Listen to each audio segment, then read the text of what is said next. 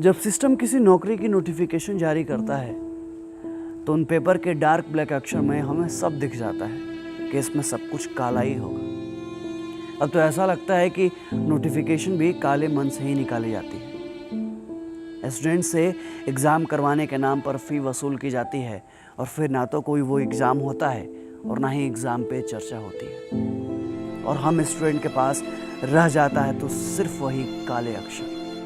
फिर भी उन काले अक्षरों को अपने छोटे से कमरे के बड़े से दीवार पर चिपका कर ही सांस में पढ़ाई करते हैं कि कभी तो सिस्टम और सिस्टम के लोगों को शर्म आएगी, कभी तो उन्हें हम बेरोजगारों पर तरस आएगी, या फिर कभी तो किसी बड़े अधिकारी मंत्री मीडिया को उन 2.5 करोड़ फॉर्म पर नजर जाएगी जिसका बत्ती बनाकर ये लोग देशभक्ति का दिया चला रहे हैं। लेकिन नहीं, तो ये मत भूलिए साहब कि हम युवाओं को भी दिया जलाने आता है।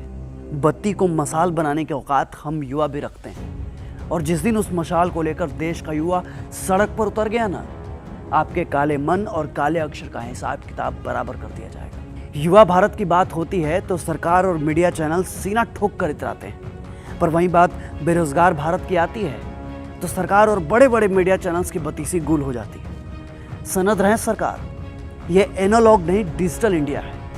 यहाँ लाइक और डिसलाइक दोनों एक ही अंगूठे से दिया जाता है। कलम पर राजनीति मत कीजिए, स्याही को स्याही रहने दीजिए, उसको खून बनने पर मजबूर मत कीजिए, वरना इस बार सड़क पर भ्रांति नहीं संपूर्ण क्रांति आ जाएगी। लोकसभा चुनाव के पहले एनटीपीसी और रेलवे की वैकेंसी की घोषणा हुई, 2.5 करोड़ से ज्यादा फॉर्म फिलअप किए गए, पैसे भी लिए गए, लेकिन ऐसा कुछ भी नहीं बताया गया कि अब हम आगे क्या करें। लोकसभा के चुनाव भी फटाक से कर लिए जा रहे हैं और उसका रिजल्ट भी एकदम फिक्स डेट फिक्स टाइम पे आ रहा है। राज्यों में सरकार बनाने के लिए विधायक भी सेट हो जा रहा है। साला सिर्फ एग्जाम कंडक्ट करने वाली संस्था सेट नहीं हो पा रही है। कमाल है साहब। क्या एसएससी सीजीएल वालों की जिंदगी में सिर्फ पीटी या मेंस है, या कोई फाइनल रिजल्ट भी है? उनका कोई भविष्य भी है, या फिर सिर्फ चोचलेबाजी है? एक स्टूडेंट आपसे ये पूछता है कि आखिर कब तक सरकार और सरकारी आयोग हमारी जलती हुई जवानी को झुलसाते रहेंगे? आखिर कब तक हमारे जज्बातों को दरकिनार किया जाता रहेगा? आखिर कब तक हम अपने कैरियर को बनाने की जिद कैरी करते रहेंगे? 2017 वाला भी एसएससी का रिजल्ट अटका पड़ा है। 2018-19 का तो छोड़ ही दीजिए। आरआरबी वालों का भी कोई पता नहीं है, और ये एनटीपीसी वाले भी हिमालय की गोद में समाधि ले चुके हैं। तो ऐसे में हम स्टूडेंट क्या करें? किससे कहें, कहाँ जाएं? कमजोर क्या आपको सिर्फ रेलवे और एसएससी वाले ही मिले? तो चेयरमैन साहब याद रखिएगा, आपके चेयर के चक्के को खिसकते अब देर नहीं लगेगी। इनसे कोई सवाल पूछो तो कहते हैं कि कोरोना है इसलिए लेट हो रहा है। अच्छी चांदी काट रहे हैं आप, वो भी कोरोना के नाम पर। जब नीट और जेईई के एग्जाम कराते हैं तो आपका कोरोना गायब हो जाता है। जब बीएड एंट्रेंस एग्जाम में सोशल डिस्टेंस की धज्जियां उड़वाते हैं तो आपका कोरोना क्वारंटीन हो जाता है। लेकिन बात जब हम अपने रिजल्ट की करते हैं तो कोरोना आ जाता है। सही चल रहा है, सही चल रहा है, लेकिन गलत ना हमारे साथ हो रहा है, और इस गलत का सही जवाब तो देना पड़ेगा आपको।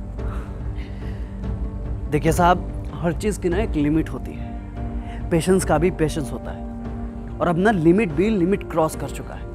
इस देश का युवा चोट से ज्यादा वोट को प्रेफरेंस देता है, और जिस दिन अपने इंडेक्स फिंगर से ईवीएम पर प्रेस कर दिया ना, तो आपका बिका हुआ प्रेस भी कहीं का नहीं रह जाएगा। और मीडिया वालों की क्या बात करें साहब, वो तो शर्म को हॉर्लिक्स और ग्लूकोन डी में मिला के पी गए हैं।